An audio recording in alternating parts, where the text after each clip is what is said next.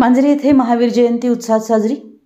मांजरी परिसरात जैन धर्माचे 24वे तीर्थंकर भगवान महावीर यांची जयंती विविध कार्यक्रमांनी साजरी करण्यात आली।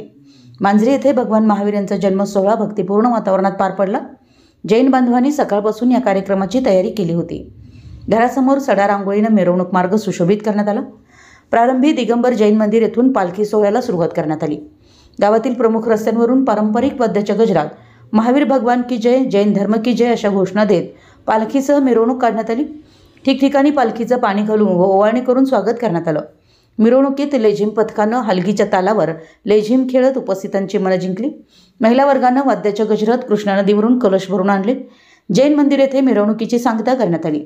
भगवान महावीर यांचा जन्म सोहळा पार पडला। विधिवत पूजा, सभाल, भजन आदी कार्यक्रम पार पडले। दुपारी भाविकांसाठी महाप्रसादाचं आयोजन करण्यात आलं। याचा असंख्य श्रावक श्राविकांनी लाभ घेतला।